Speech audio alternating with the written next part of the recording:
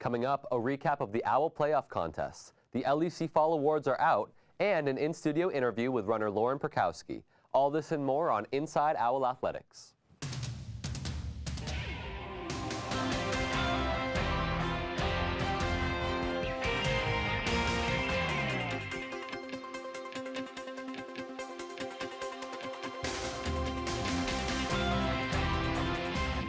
Welcome to the program. I'm Peter Dubois.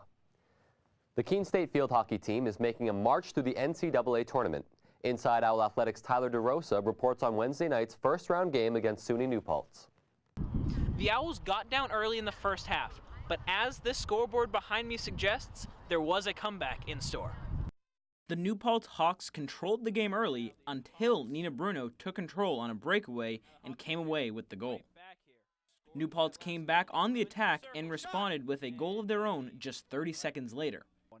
The Hawks scored 2 more times in the first half and nearly scored again when this shot bounced off the post.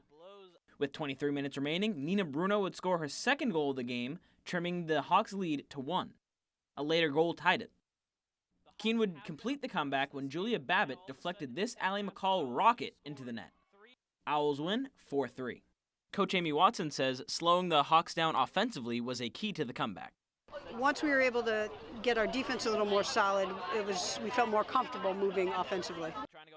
Nina Bruno had 2 goals on the night and says the second half offensive surge was the turning point in the game.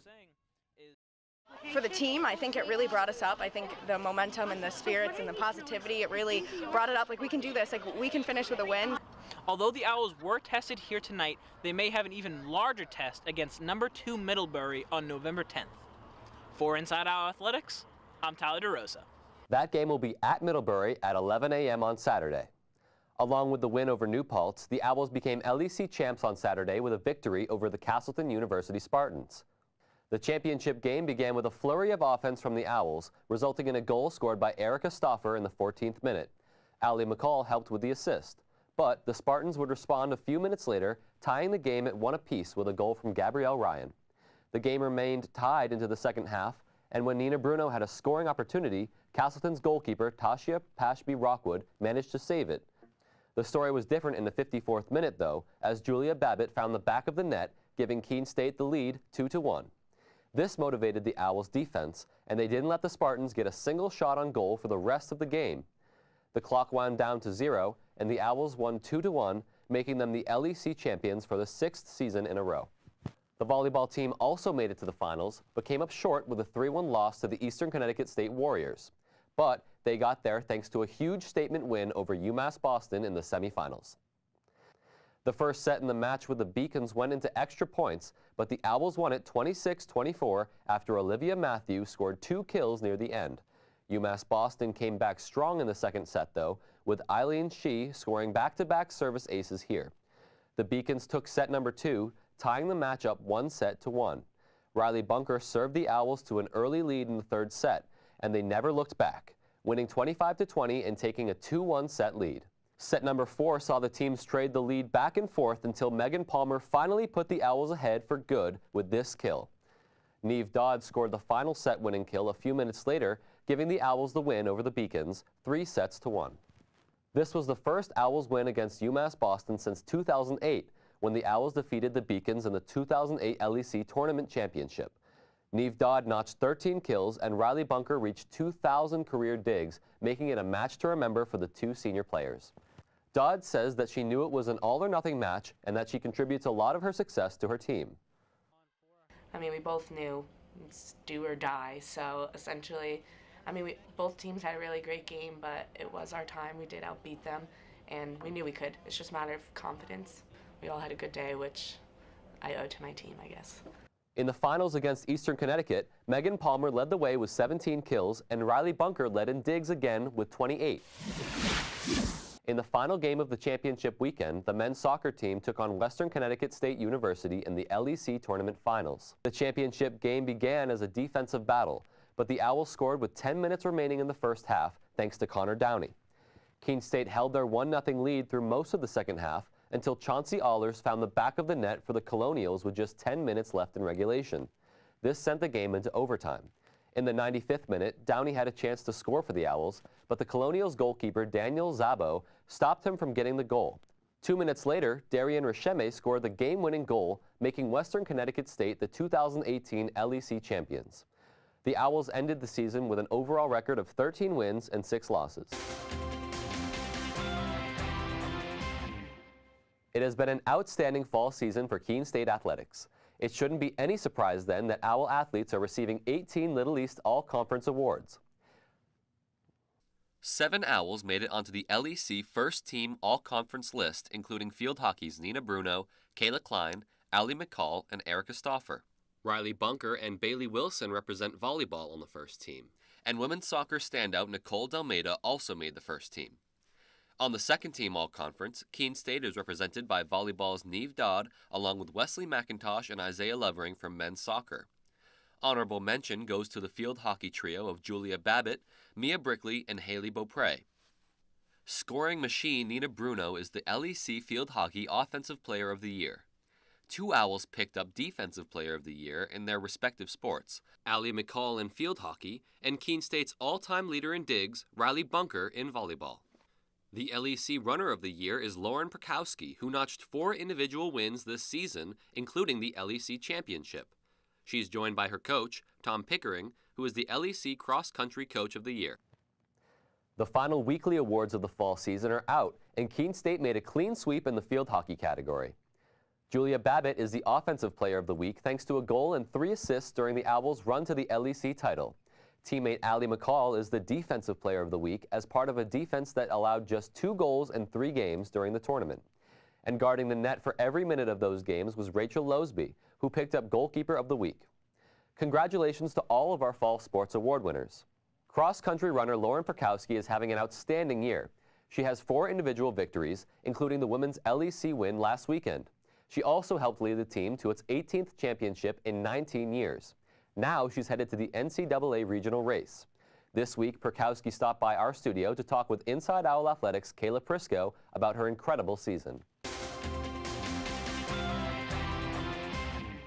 Lauren, thank you so much for being here. Yep, thank you. And congratulations on winning the LEC Women's Cross Country Championship as well as being the individual champion. Thank you. How does it feel coming back and winning the championship after losing last year for the first time in 18 years?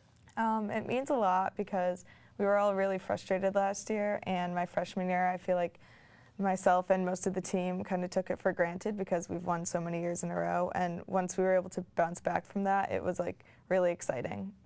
And you won individually more than 25 seconds past the second place winner. How did you feel after that race?